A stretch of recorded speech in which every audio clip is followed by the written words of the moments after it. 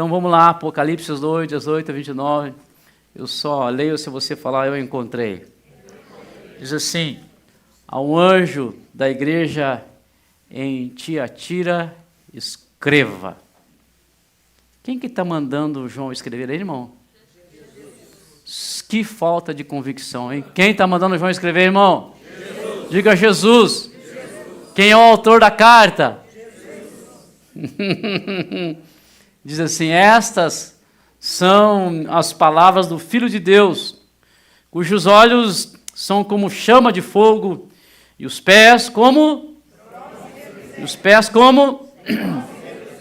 Diz assim: conheço as suas obras, o seu amor, a sua fé, o seu serviço e a sua perseverança. Vamos ver as qualidades dessa igreja junto? Vamos lá? Diga comigo: seu amor, a sua fé, o seu serviço e a sua... Eu sei que você está fazendo mais agora do que no princípio. No entanto, contra você tenho isso. Você tolera Jezabel, aquela mulher que se diz profetiza. Com seus ensinos ela induz os meus servos à imoralidade sexual e a comerem alimentos sacrificados aos ídolos. Dê-lhe tempo para que se arrependesse da sua imoralidade sexual, mas ela não quer se arrepender. Por isso, vou fazê-la adoecer. Quem que está falando aí, irmãos? Jesus. O que Jesus vai fazer a mulher acontecer com ela? Adoecer. E trarei grande sofrimento aos que cometem adultério com ela, a não ser que se arrependa das obras que ela pratica. Matarei os filhos dessa mulher. Quem que está falando aí, irmãos? Jesus. Quem está falando aí, irmãos? Jesus. Matarei os filhos dessa mulher. Então todas as igrejas saberão que eu sou aquele que sonda mentes e corações, e retribuirei a cada um de vocês de acordo com as suas obras. Aos demais que estão em Tiatira, a vocês que não seguem a doutrina dela e não aprenderam com eles, como eles dizem, os profundos segredos de Satanás, digo: não porei outra carga sobre vocês. Então somente apeguem-se com firmeza ao que vocês têm, até que eu, aquele que vencer e fizer a minha vontade até o fim, farei o quê? Ele as governará com cetro de ferro e as despedaçará como um vaso de barro. Eu lhe darei a mesma autoridade que recebi do meu Pai. Também lhe darei a estrela da manhã. Aquele que tem ouvido? Aquele que tem ouvidos? Nossa, irmão, a sua noite, você foi dormir de madrugada? Foi, parece. Aquele que tem ouvidos? Aquele que tem ouvidos?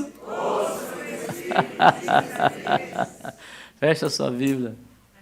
Não perca a atenção da palavra, incluindo aqueles que estão me vendo pela televisão. Não deixe que nada te distraia.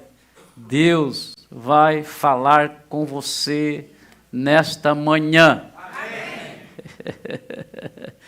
Estamos aí diante de das cartas de Jesus enviado às 7 igrejas da Ásia. Eu não tenho a intenção nesta manhã de detalhar e levar você a um estudo mais profundo do que são as igrejas, as 7 igrejas. Nós sabemos que o Senhor, através de João, envia uma mensagem para as igrejas que estavam localizadas em diferentes cidades daquela região. Essas igrejas, elas tinham características diferentes, elas tinham práticas diferentes. Por isso nós vemos Jesus as exortando, elogiando, fazendo promessas e consolando de forma diferente cada igreja. Vou repetir pela importância. Essas igrejas aí, elas tinham características diferentes. Antigamente não tinha denominação. Tinha as igrejas que eram subdivididas ou divididas nas cidades. Então veja, né, elas tinham características diferentes, as igrejas tinham práticas diferentes. Por isso Jesus exorta, elogia, faz promessa e consola de forma diferente cada igreja. E esta sobre a qual nós lemos, que é a de Tiatira, vemos o Senhor fazendo algo interessante. Porque ele reconhece os seus pontos positivos e elogia aquela igreja. Ele exorta, mostrando aquilo que estava errado naquela igreja. E ainda vemos o Senhor alertando sobre um castigo que viria sobre aquela igreja. O que vemos nesta carta é o dono da igreja se revelando a eles como aquele que elogia, aquele que dá tempo para arrependimento e aquele que também castiga. Para ficar mais claro na sua mente, eu queria pedir que você me ajudasse a repetir isso. O que vemos nessa carta é o dono da igreja se revelando a eles como aquele que reconhece e elogia, diga. Não, vou embora. Aquele que reconhece, elogia, dá tempo para o arrependimento e também castiga, diga castiga. Também castiga. Entendendo isso, usando essa igreja como referência, eu quero falar nesta manhã sobre uma carta que, além de mostrar a realidade de uma igreja, revela algumas características de quem a enviou. De novo, vou falar sobre uma... Você fala carta ou fala carta? Então fala carta. Fala carta. Escute, vou falar sobre uma carta que, além de mostrar a realidade de uma igreja, revela algumas características daquele que enviou. Quem que enviou a carta, irmãos? Jesus. Primeira característica de quem enviou esta carta é que ele sabe o que você está fazendo, aquilo que a igreja está fazendo, e reconhece o seu progresso, o seu crescimento. Meu amado, meu querido irmão, isso fica claro no início da carta. Ele diz: conheço as suas obras. Aí ele fala do amor. O que ele fala? Do amor, da fé, do serviço e da perseverança. E também menciona o fato, escute, e aí eu quero chamar a tua atenção, ele menciona o fato de eles estarem fazendo mais no presente do que aquilo que eles fizeram no passado. O Senhor elogia o fato do povo daquela igreja não ter ficado estagnado. Eles se converteram, eles tiveram uma experiência com Cristo, eles vieram para Jesus e Jesus fala que eles não ficaram estagnados. Eles se converteram, conheceram Jesus e eles não se tornaram um povo acomodado. Eles se converteram, conheceram Jesus, tiveram uma experiência com Ele. Escute, e não perderam a intensidade. Mas ao contrário, o que nós vemos é que esta igreja, ela progrediu. Escute, ela tornou suas práticas mais intensas em prol do reino. Escute, ela experimentou um crescimento espiritual. Essa igreja, ao invés de ficar estagnada, parada desde a sua conversão, escute, ela viveu um evangelho num nível mais elevado. Quem entendeu até aqui, levanta a tua mão e prove para mim que você não está dormindo e diga: eu entendi. E este elogio, escute, este elogio de fazer mais no presente do que no passado, é um elogio que ele quer fazer para todos os seus filhos. Escute, esse elogio ele quer fazer para mim e para você. Escute, e o pior é que, infelizmente, nem sempre ele pode fazer esse elogio para alguns crentes. Porque muitos, ao contrário da igreja de Tiatira, estão fazendo menos agora do que fizeram no passado. De novo, esse elogio, nem sempre, infelizmente, ele nem sempre pode fazer para os crentes dos nossos dias. Porque muitos, escute, ao contrário da igreja de Tiatira, estão fazendo menos agora do que fizeram no passado. Levanta a sua mão direita. Levanta a sua mão direita e diga, não é comigo, pastor. Mas tem muita gente que está fazendo menos agora do que fez no passado. Meus amados e meus queridos irmãos, enquanto eu preparava a palavra, me veio à mente de como existe crentes que esfriou. E eu não estou falando que desviou do Evangelho. Ei, não estou falando que desviou do Evangelho. Eu não estou falando de crente que abandonou a igreja. Claro que nós sabemos que tem gente que desviou do Evangelho, que abandonou a igreja, mas nesse caso aqui, eu não estou mencionando pessoas que viraram as costas para a igreja, que abandonaram a igreja e que se desviaram do Evangelho. Mas estou falando de gente que por vezes está na igreja. Mas se a gente pode usar essa expressão, perdeu o gás. Perderam a paixão. Ei, olha para mim, gente que está na igreja, mas perdeu a paixão. Gente que está na igreja, mas esfriou na sua vida espiritual. Gente que está na igreja, mas diminuiu as suas práticas no que está relacionado às questões do reino de Deus. Quantos que se deixaram abater? E você deve conhecer gente que começou entusiasmado, que começou cheio de força, que começou cheio de entusiasmo, mas no meio da caminhada ele foi perdendo a energia espiritual. São aqueles que se deixaram abater pelas circunstâncias adversas. São aqueles que começaram bem, estavam entusiasmados, fazendo obra, amando a Cristo e dando o seu melhor para o reino, mas de repente se deixou esfriar pelas críticas. De repente se deixou abater pelas incompreensões, porque elas existem.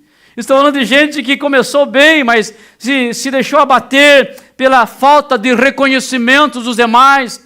Estou falando daqueles que começaram bem, entusiasmados, e estavam com todo o gás e toda a força, mas se deixaram abater, se deixaram desanimar pelas distrações deste mundo, começaram a olhar as coisas do mundo.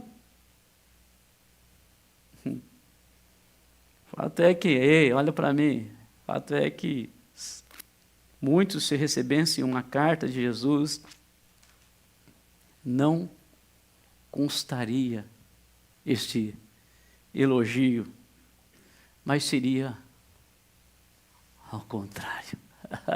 Lá Jesus elogia, porque eles estavam fazendo mais no presente do que no passado, mas muitos, se recebessem essa carta de Jesus, não receberiam este elogio. Quem sabe para muitos, eu sei que, espero que não seja o seu caso, mas para muitos Jesus, quem sabe, iria fazer a pergunta, por que você está fazendo menos agora do que no passado? Quem sabe Jesus perguntaria para alguns dos nossos dias, você está mais envolvido agora ou menos? Quem sabe Jesus questionaria a fé de alguns, a vida espiritual de alguns, escute, por que você foi tão intenso no teu passado e agora você diminuiu a intensidade. Agora, a palavra é o seguinte, você acha que você receberia esse elogio se Jesus mandasse uma carta para você, analisando a tua carreira cristã? Escute, olha, preste atenção. Se Jesus mandasse uma carta para você, fazendo uma análise daquilo que aconteceu na sua vida cristã, o que ele ia dizer. Eu diria que você aumentou a tua intensidade, você está mais intenso agora do que no passado. Será que ele te elogiaria do jeito que elogiou essa igreja? E diria que você está com mais força agora do que no passado? Para alguns, quem sabe, Jesus, a expressão de: ei, cadê você?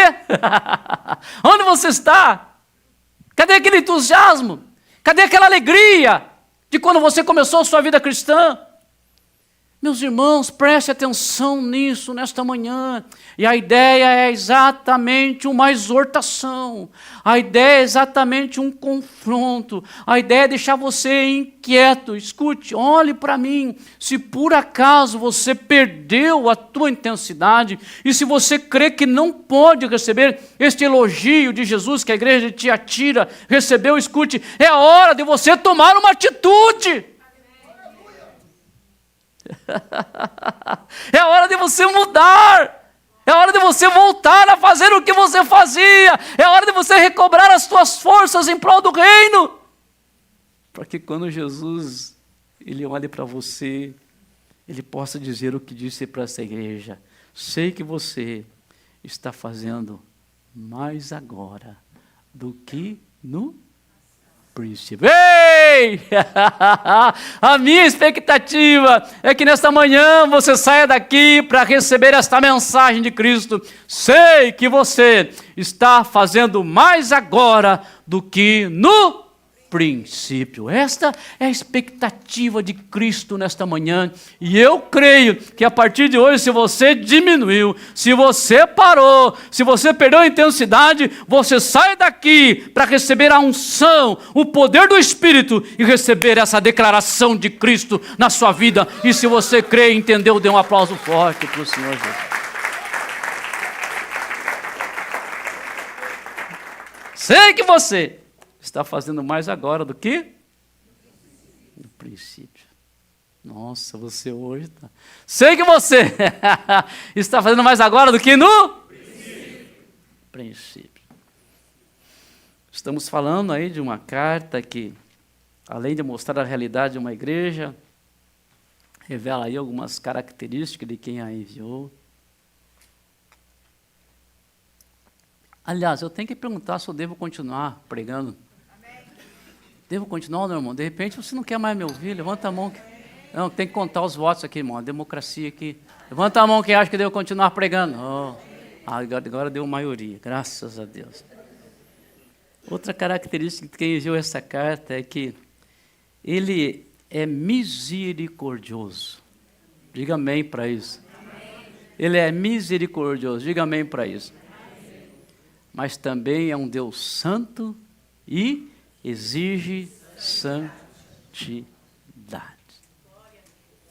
Meus amados e meus queridos irmãos, incluindo aqueles que estão quase dormindo e aqueles que vão ver o seu time perder nesta tarde, escute isso. Esta carta mostra a misericórdia de Deus e também mostra a sua justiça e o seu apreço pela santidade. De novo, esta carta mostra a misericórdia de Deus e a sua justiça, e também mostra a sua justiça e o seu apreço pela santidade. Veja a expressão: dê-lhe tempo para que se arrependesse. Dê-lhe tempo para que se... Dê-lhe tempo para que se... Para que se arrependesse. Isso é misericórdia. O que é isso, irmão? Misericórdia. O que é isso, irmão? Misericórdia. Mesmo sabendo que alguns naquela igreja estavam influenciados por essa profetisa imoral, Jesus, mesmo sabendo que havia algumas práticas pecaminosas nas quais alguns membros estavam envolvidos, escute, mesmo sabendo disso, ele não destruiu aquele povo de forma imediata. De novo, isso se chama? Misericórdia. Eu não brinco mais, se chama? Misericórdia. Estou proibido de fazer isso, mas vou fazer. Só as mulheres se chama? Misericórdia. Só os homens se chama? Misericórdia. Misericórdia. Tempo que Deus deu para o arrependimento se chama misericórdia. Mas a misericórdia não elimina sua justiça e sua exigência à santidade. E eu vou repetir, a sua misericórdia não elimina a sua exigência de justiça e santidade. Preste atenção, a justiça de Cristo aplicaria àqueles que continuavam em desobediência uma punição severa. E é isso que nós precisamos entender aqui nesse ponto da mensagem. Você viu lá no texto. Haveria doença, haveria sofrimento, haveria morte. Nós vemos aí a misericórdia de Jesus dando tempo para o arrependimento, e nós vemos a manifestação da justiça de Jesus, dizendo, escute, vai haver doença, vai haver sofrimento, vai haver morte. Irmão, escute isso, importante, nunca confunda a misericórdia de Deus com permissividade. Quem entendeu, diga amém. Amém. Preste atenção no que eu vou dizer agora, bem importante. Não ache que por estar bem, mesmo na prática de pecados, não ache que estar bem mesmo em rebeldia, não ache que estar bem mesmo em desobediência, não ache que estar bem mesmo fazendo o que está contra a palavra de Deus, você está tendo a aprovação dele. Diga, eu entendi. Pode ser que estar dando tudo certo, mesmo em desobediência, seja o tempo que Ele está te dando para o arrependimento. E se este arrependimento não vier, virá a disciplina. Tá? Ei, olha para mim, palavra de Deus, Novo Testamento, dispensação da graça. Se não houver o arrependimento, virá a disciplina. Eu sei. Eu sei que muitos não gostam de ouvir sobre esse ensino da disciplina de Deus. Estou consciente disso.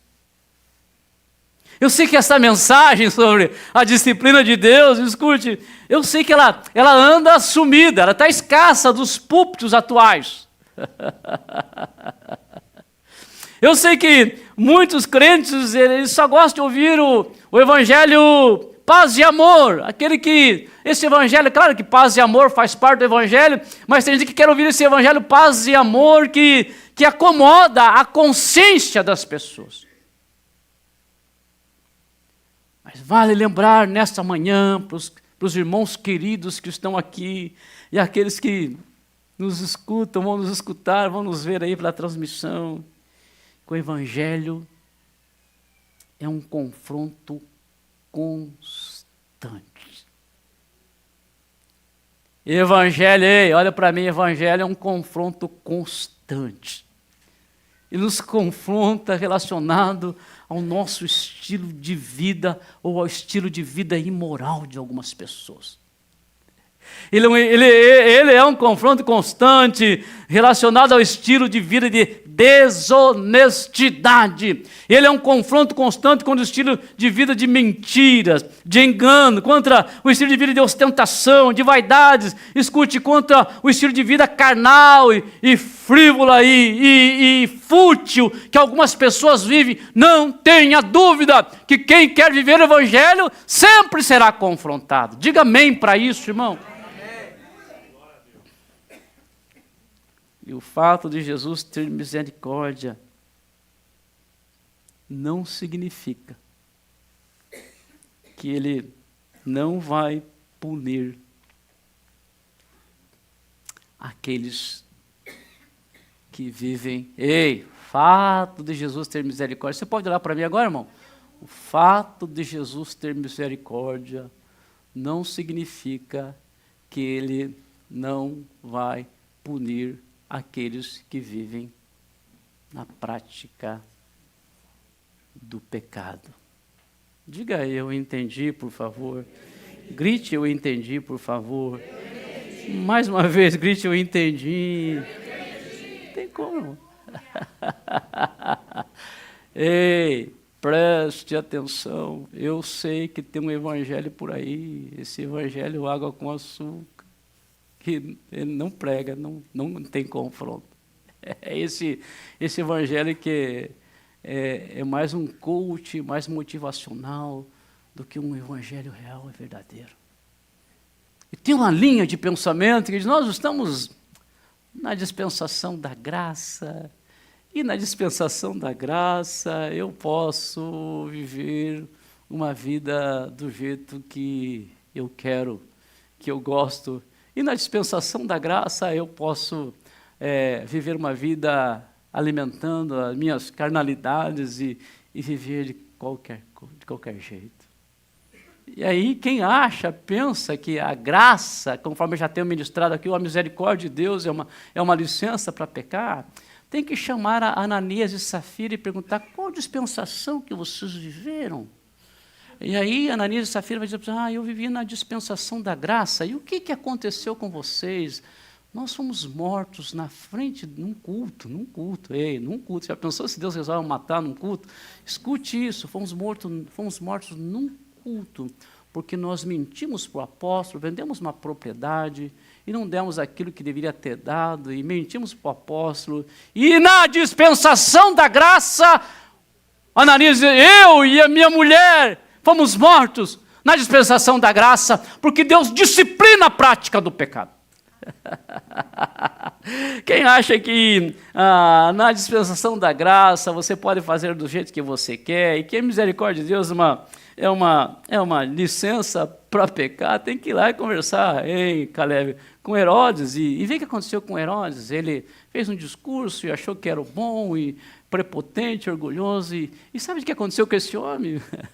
Uma morte terrível, ele foi comido de bicho, vermes comeram ele. Quando que você viveu, Herodes? Lá no Deuteronômio, lá no Êxodo, lá na dispensação, na lei? Não, eu vivi na graça, e foi na graça que eu fui disciplinado. E quem acha que misericórdia de Deus é uma permissão para viver uma vida de qualquer jeito, e fazer tudo o que Ele quer, e desobedecer a Deus, e viver essa vida mundana por aí, e em desobediência, tem que perguntar lá, tem que conversar com os donos do barco de Paulo. Quem lembra da viagem de Paulo?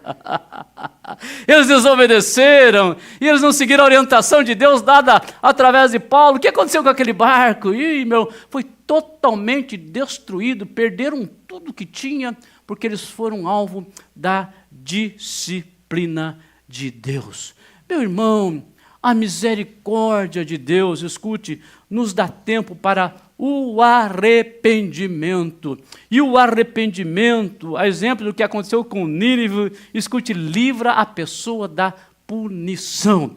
Deus tinha determinado, vou destruir Nínive, escute, ia matar todo mundo toda aquela cidade seria destruída. Mas o que aconteceu com Nínive? O texto bíblico diz que eles se arrependeram, eles buscaram ao Senhor, do menor ao maior, até os animais prestaram culto naquele momento. E o que aconteceu? Deus não destruiu Nínive, porque o arrependimento segura a disciplina, o arrependimento trava o castigo de Deus. Então, nesta manhã, se há uma necessidade, se arrependa, muda de atitude, porque Deus não projetou você para disciplinar, mas Deus te projetou para uma vida vitoriosa. E quem entendeu esta palavra, dê um aplauso forte para o Senhor Jesus.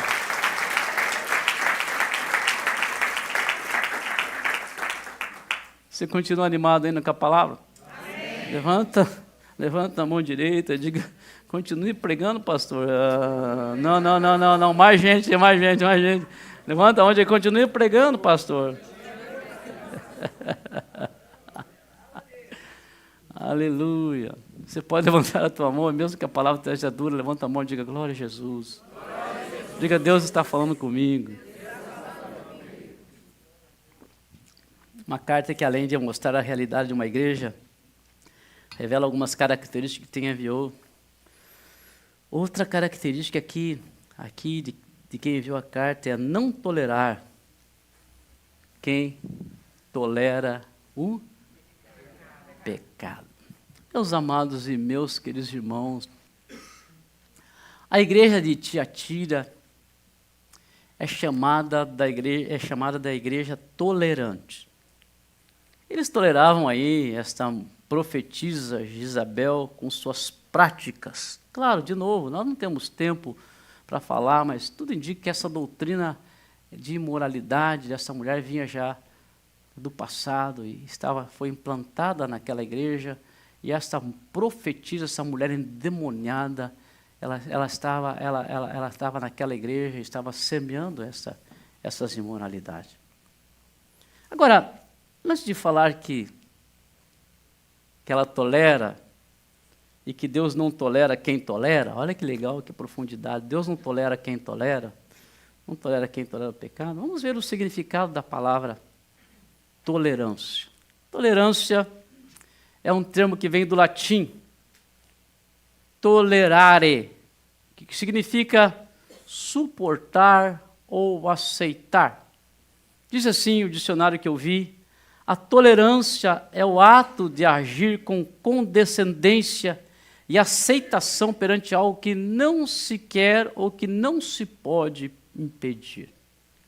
Tolerar tem a ver com consentir, com admitir, com permitir. De novo, tolerar tem a ver com consentir, admitir, permitir. E era isso que acontecia com aquela igreja relacionada a Jezabel e suas práticas, e ela foi condenada por isso pelo autor da carta. Agora, olhe para mim, preste atenção. Se você está dormindo, acorde.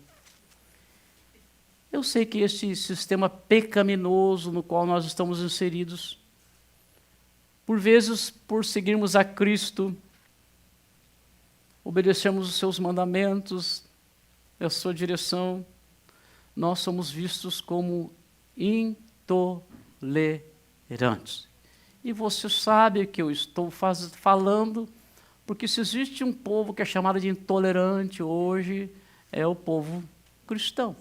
Somos chamados, somos taxados de intolerantes. Agora, preste atenção, antes de dar sequência, eu sei que nós somos chamados a amar. Diga comigo, graças a Deus. Temos que amar a todos. Levanta a mão direita e diga: temos que amar a todos. Todos. Temos que amar a todos. Escute, nós somos chamados a aceitar pessoas. Escute, existe uma coisa que nós temos que aprender dentro do Evangelho, nos ensinamentos de Jesus, é aceitar as pessoas. Nós somos chamados a abraçar mesmo aqueles que pensam diferente de nós. Mas saiba que podemos e devemos amar as pessoas, mas nunca, olhe para mim, podemos e devemos amar as pessoas, mas nunca concordar com suas práticas pecaminosas. E nisso nós temos que seguir o exemplo daquele que é a nossa maior referência, que ama o pecador, mas odeia ou detesta o pecado. O que eu vejo em nossos dias, irmãos, são muitos em nome do amor, sendo tolerante com o pecado. O que eu vejo em nossos dias é que muitos em nome do amor são até coniventes com o pecado. E por isso é que por vezes nós vemos que a igreja deixou de ser o sal da terra. Deixou de ser a luz do mundo. Escute, por ser tolerante e às vezes até conivente com uma vida pecaminosa, o que nós vemos é que a igreja deixou de exercer a função de ser sal da terra e de ser luz do mundo. Escute isso.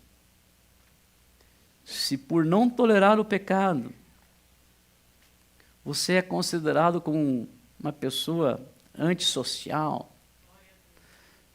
se por não tolerar o pecado, você é considerado uma pessoa antiquada, careta, ultra conservador, lembre-se que você foi chamado para agradar Jesus, que é o teu Senhor e Mestre, Salvador. Pode te chamar de intolerante? Claro que pode, porque você está obedecendo a Ele. Pode olhar para você e dizer que você é um careta. Pode olhar para você e dizer que você é um ultrapassado, que você, não sei, tantas outras coisas que pode dizer para você, mas escute, você foi chamado para agradar Jesus, que é o teu Senhor, que é o teu Mestre, que é o teu Salvador. E se agradar pessoas, irmãos, está em sintonia com agradar Jesus, continua agradando pessoas. Mas se agradar pessoas está em contradição com agradar a Deus, prefira desagradar as pessoas, porque quem morreu por você naquela cruz não foi as pessoas que ficam bravas com você. Escute, quem garante a tua eternidade não é aqueles que se entristecem contra a tua intolerância contra o pecado, mas quem morreu naquela cruz e derramou sangue por você foi Ele. Escute, você não foi chamado para agradar o teu patrão, você não foi chamado para agradar os teus companheiros de futebol, você não foi chamado para agradar os teus vizinhos, os teus parentes. Claro, de novo, se isso estiver em concordância, se você puder agradar a eles e a Deus agrada, se não, escute, não tenha dúvida em agradar a Deus, porque é Ele que garantirá a tua eternidade, é através de Cristo que você vai morar no céu. Então prefira agradar a Deus.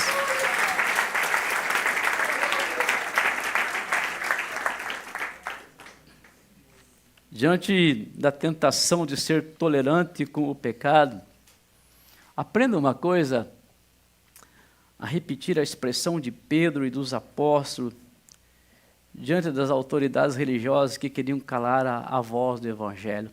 Você sabe a história também, lá estava Pedro e os apóstolos ameaçados e sendo pressionados a desagradar a Deus e a tolerar um estilo de vida que Deus não queria. E aí o apóstolo diz assim, mais importa obedecer a Deus do que aos homens.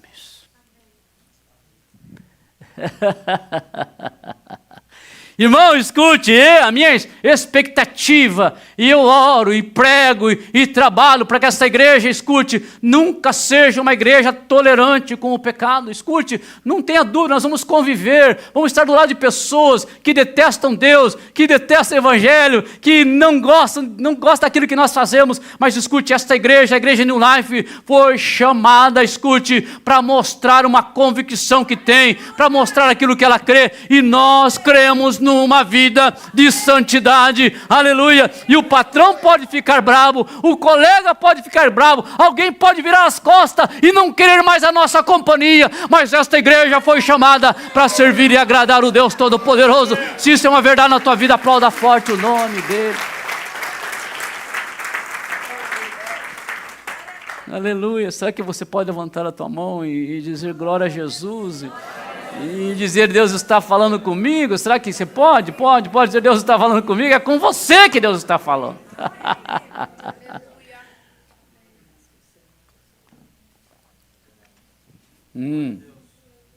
Sinto Deus nesse lugar. Eu quero terminar esta palavra. Escute. Quero terminar esta palavra. Hoje dá para ficar até as 2 aqui, hein?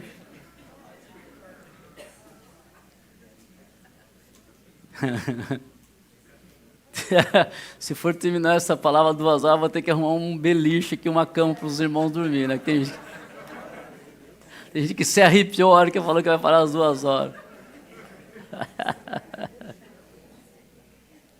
Escute, irmão. Termina esta palavra motivando você a um posicionamento espiritual. Ei, termina esta palavra motivando você a um posicionamento espiritual. Posição espiritual. Irmão, ei!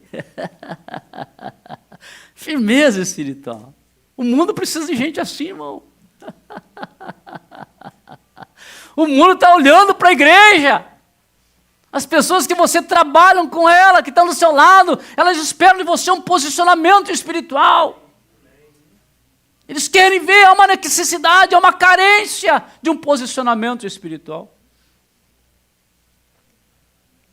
Escute, nessa manhã, deve haver uma reavaliação.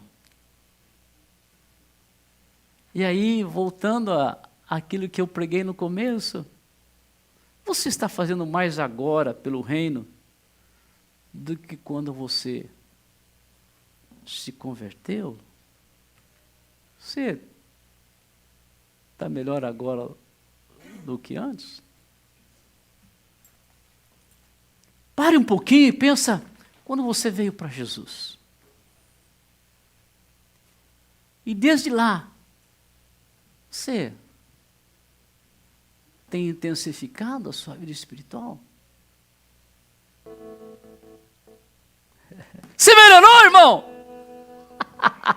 Você está mais intenso com Cristo? Eu acho que é o momento para a igreja parar agora e começar a pensar, porque tem gente que parou, estacionou, diminuiu, esfriou na fé. Cadê você, irmão? Cadê você da obra? Cadê você do envolvimento com Cristo? Quem sabe eu ter que perguntar, ou quem sabe na carta teria que constar Jesus te perguntando: ei, onde você está? Cadê você das reuniões de oração que você frequentava? Cadê tuas lágrimas que você derramava na minha presença? Cadê o tempo de leitura da Bíblia que você tinha no passado? Onde que você está?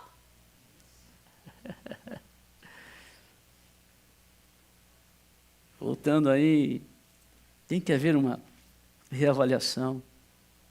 Tem alguma prática na sua vida que desagrada a Deus e que precisa de arrependimento? Esses dias eu mencionei aqui, não sei se foi quarta ou domingo passado, foi recente, que eu tenho um amigo meu que ele disse que nós temos os nossos pecadinhos de preferência, que nós não queremos ficar livre deles. Tem alguma coisa na sua vida que você precisa se arrepender, mudar? Mudar. Arrependimento é mudança de atitude. Não é remorso, é diferente. Você pode sentir remorso aqui, vai para casa e continua fazendo as mesmas coisas que você fazia. Se tem, escute, arrependimento hoje, agora, neste momento. Você está tendo problema com o posicionamento diante do pecado? Quem sabe até conivente com ele? Não, preste atenção. Pecado é pecado e tem que ser chamado de pecado. Pode ser a minha mãe que cometa, pode ser o meu filho querido que esteja cometendo, pode ser o meu marido, minha esposa. Pecado é pecado e precisa ser confrontado. Mas às vezes porque alguém que nós amamos, não, mas mas isso dá para deixar passar. Ei, querido irmão, Deus é um Deus santo que exige santidade. Talvez você não possa mudar a pessoa que você ama e levar ela a deixar o que ela está praticando, mas ela tem que saber que você não concorda com aquela prática, porque você segue a Cristo, porque o Evangelho diz, porque a Bíblia diz. Então, ainda que você não possa mudar essa pessoa, diz, você pode fazer, eu te amo do jeito que você é, mas eu não concordo com esta prática.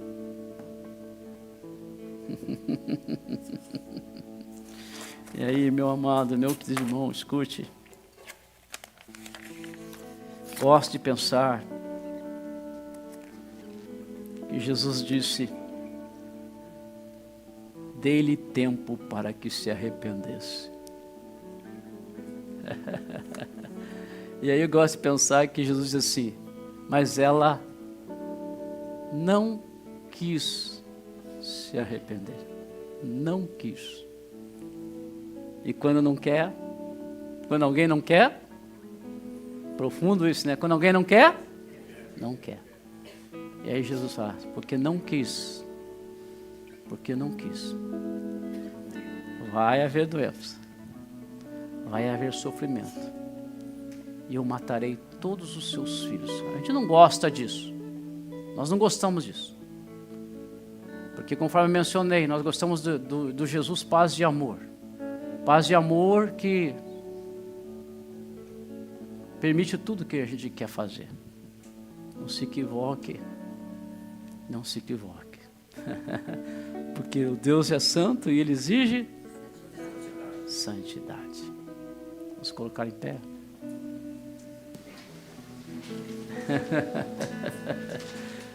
Oh, aleluia.